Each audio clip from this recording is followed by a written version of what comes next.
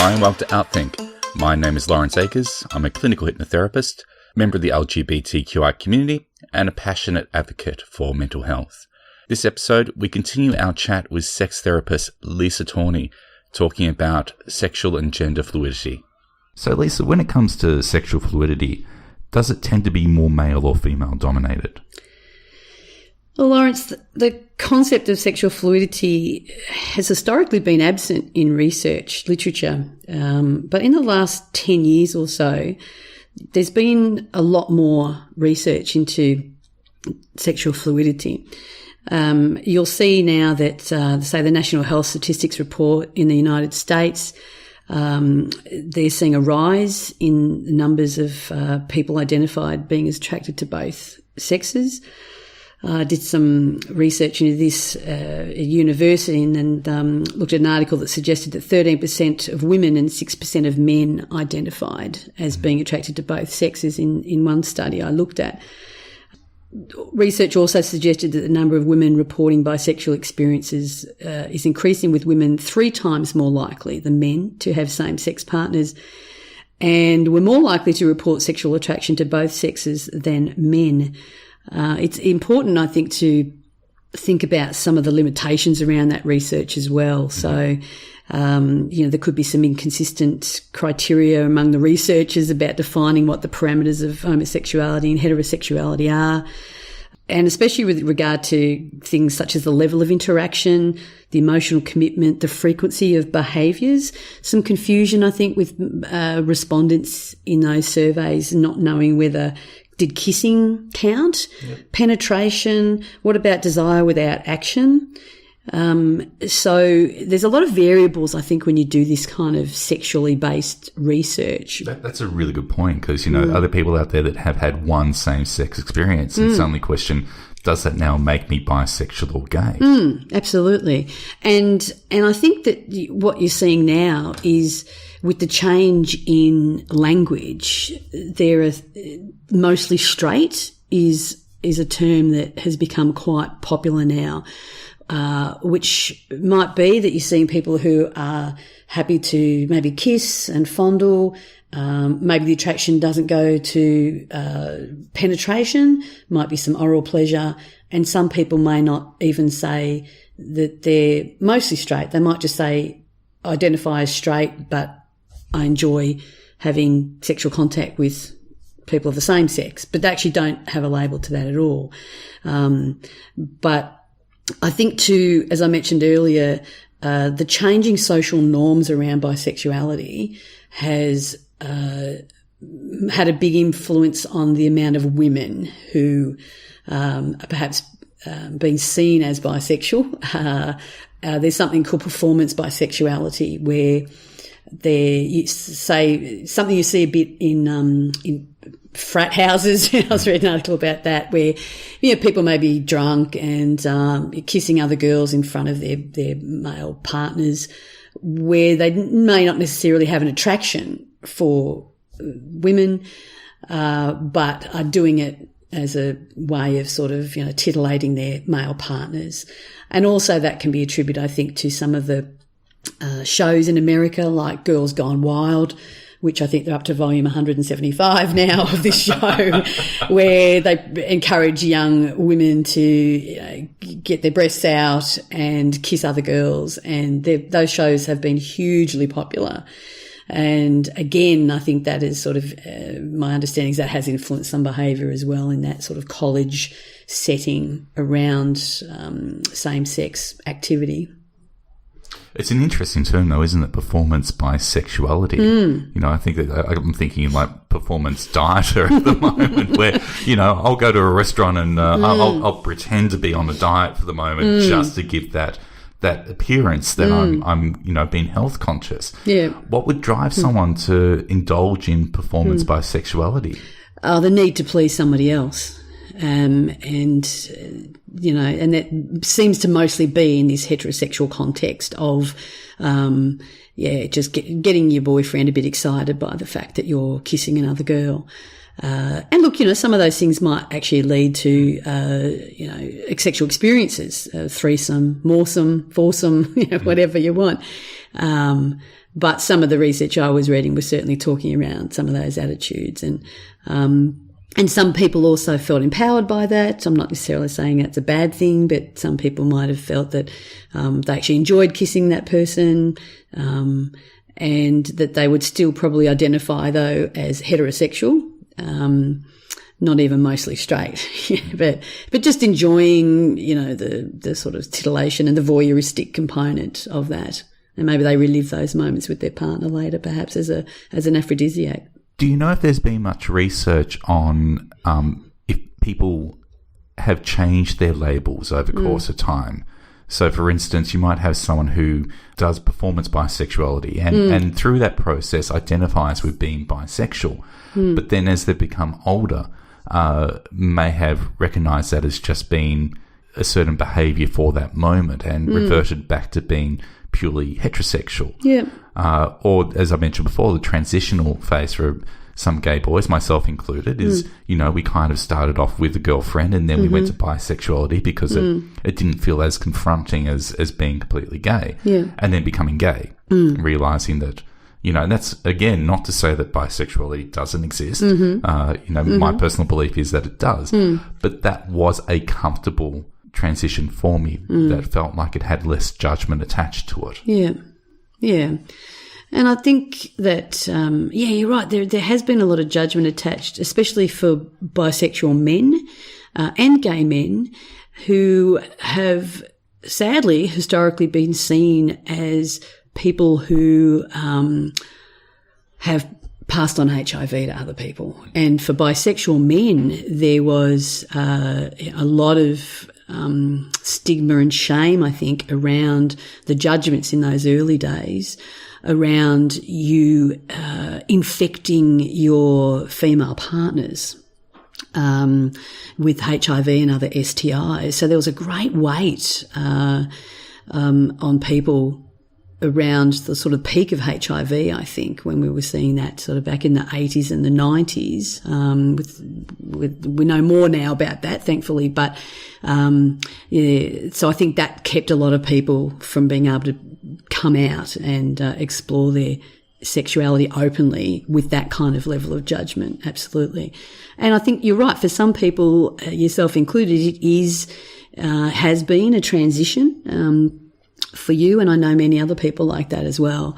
And then there are other people who will you will talk to your friends and they'll say, I always knew I was gay, always knew I was lesbian. I've never had feelings for anybody other than the same sex.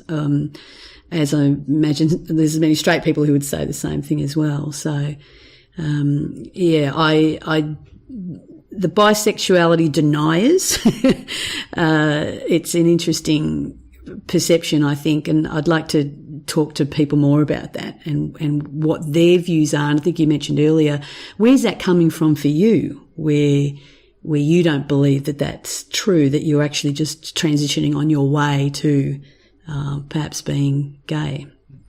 And even listening to that response there, I'm even thinking about labels that exist even within the gay community. So, for instance, when you first came out, you might identify as being a twink. But then as you get older, you may start to identify more with the leather scene and become a bear or an otter or some other wildlife animal. And it just was making me think about how the gay community might dislike labels, but at the same time, really embrace them.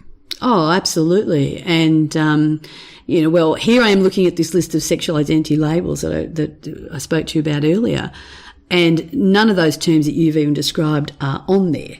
And so the labels in the community, they're quite prolific, aren't they? Because you and I could sit here and list a whole lot of them for quite some time, and labels that we have used that other people identify with. Yeah, absolutely. It's interesting because for me, you could be a bear, you could be an otter, you could be a twink. It doesn't mean that you necessarily do sex differently. It's more an identity issue than it is about a sexual preference, because ultimately you're probably going to do sex pretty much the same way. but it's funny how it is seen as being a sexual identity as well. I think it comes back to what you said about identifying your tribe. And I wonder if some of those terms that you've described is around the comfortability of identifying your tribe. I mean, look at bear pride. The bear community have an astonishing amount of pride, and any of the Mardi Gras I've been to, whenever the bears come past, it's just massive roars of approval. And isn't that interesting when you think about the article I spoke about before about the Bisexual Alliance copping flack at Pride? So how interesting is it that we have some groups within the community who have acceptance and a great sense of support around them, and yet we've still got other members of the community who feel less supported and less ostracised. I think last time I went to Pride, I remembered seeing the bisexual crew there, and they were very small in number, and I thought, good on you for getting out there and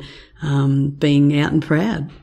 That's the thing, because in a lot of cases with these labels, unless they were to wear a T-shirt or have a sign above their head clearly stating what they were, you wouldn't know. No. You wouldn't know at all. And in some ways, I think it takes a lot of courage for any of us to embrace these identities that may be against the social norm and to stand forward and say, I accept who I am, I love who I am, and I'm going to show the rest of the world that we're wonderful, decent people.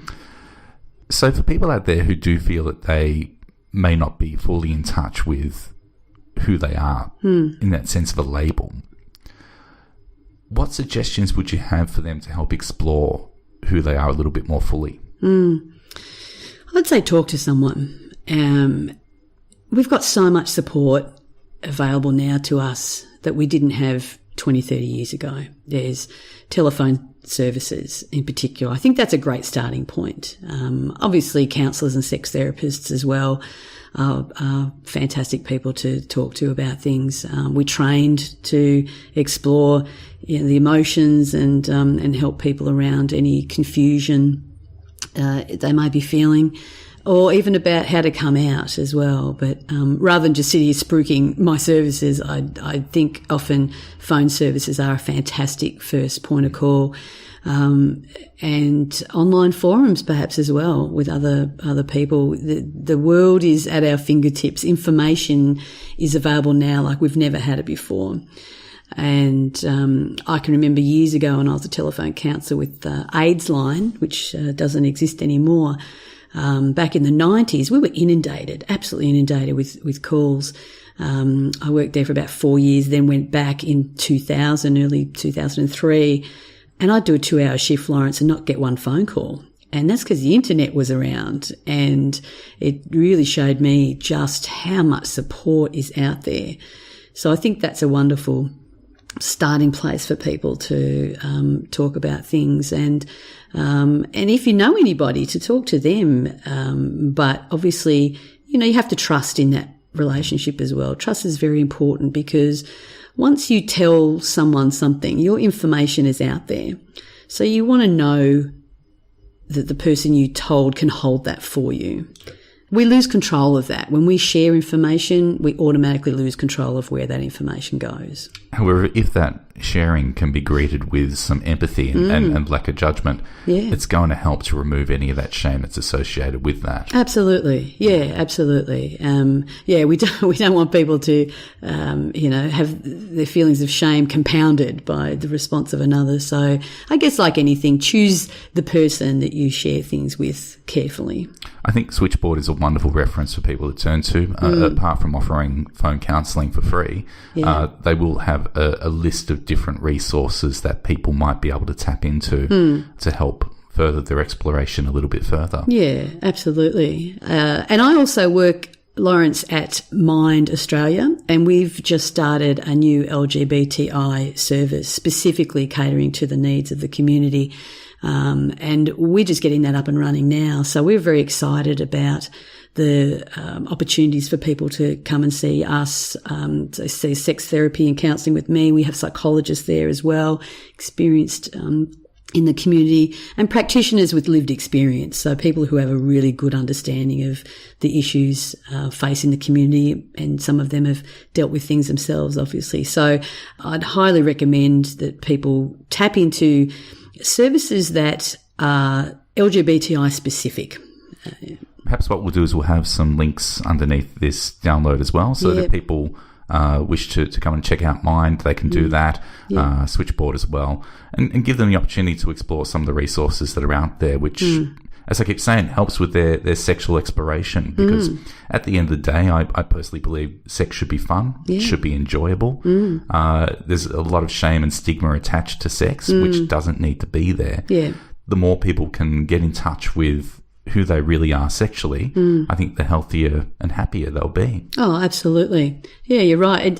There is way too much shame associated with the pleasure of sex, and that's historical. We know that. That's go right back to the Victorian era, and and sex was for procreation. Yep, showing too much ankle. Showing too much ankle. Too much ankle. Way too much ankle, and just that touch of wrist.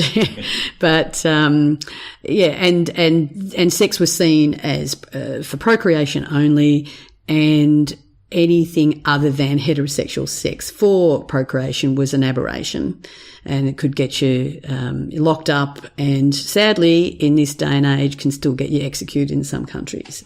I believe back then wasn't gay couples referred to as their special friend. Yes. I think was the terminology that they used back in that time. There was no LGBT back then. No, it was, an SF.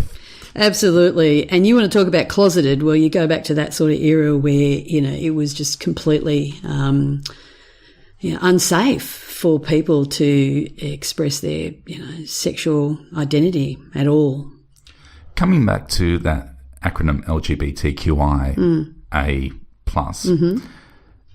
do you feel that still works for our community? Do you feel that there are perhaps better options out there? Well, the other day I heard the acronym same-sex attracted and gender diverse, so SSAGD, and I thought, I think that sums it up perfectly. I really thought, I was struck by that. I looked at it and thought, what does that mean? And then when I worked it out, I thought, that's perfect. That really sums things up, because to me that's around inclusivity. And I think sometimes if we're going to put the letters in, if we look at a list, Lawrence, of 86 different identities, then there is that risk that we're not going to capture, and for people to feel that they're included within this acronym.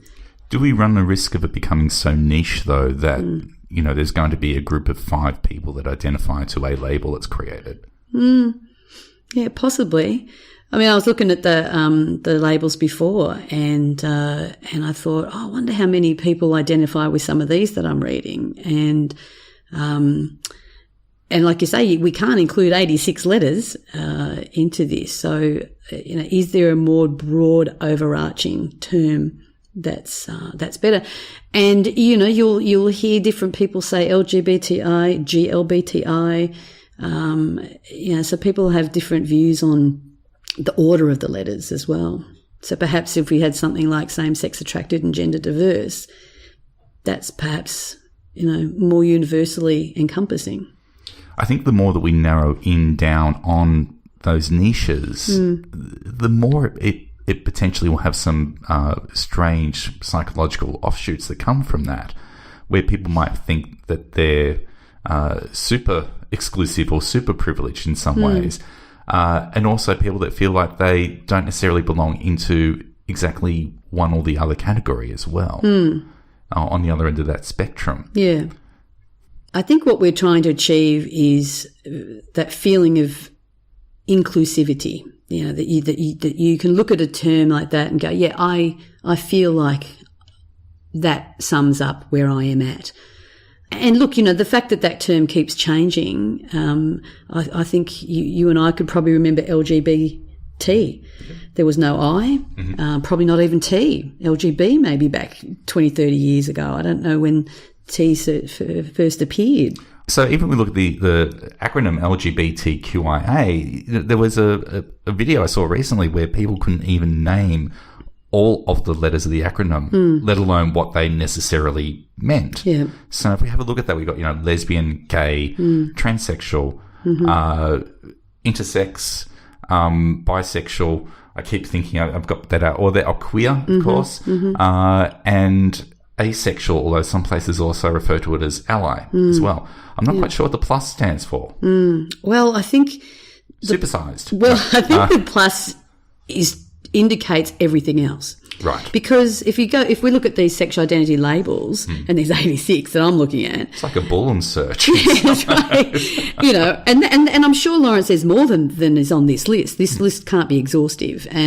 But again, that this list has come about because of these changes that we're seeing in culture and acceptance. I think that's the major thing here. We're seeing more acceptance. And I think the plus on that is around acceptance and trying to say to people, you all fit here within this, and the plus includes you all. We can't list them all, but the plus is about inclusivity. So with that, if you've been listening to our podcast today and you have any questions or any thoughts or any comments, please feel free to email in to lawrence@releasehypnosis.com.au. Alternatively, if you have any questions for Lisa that you'd like her to answer, feel free to email in as well. We'll gladly welcome Lisa back to answer those questions in a future episode. But Lisa, I have to thank you for your time today and for your wisdom and insight. Thanks, Lawrence. If people wish to contact you, what's the best place they can do that? They can email me on info@lisatorney, lisatorney.com.au, and also you can find me on my website, just Lisa Torney. Great. And if you're looking for me, I'm at www.releasehypnosis.com.au. And I thank you all for listening and look forward to catching up in future episodes. Take care.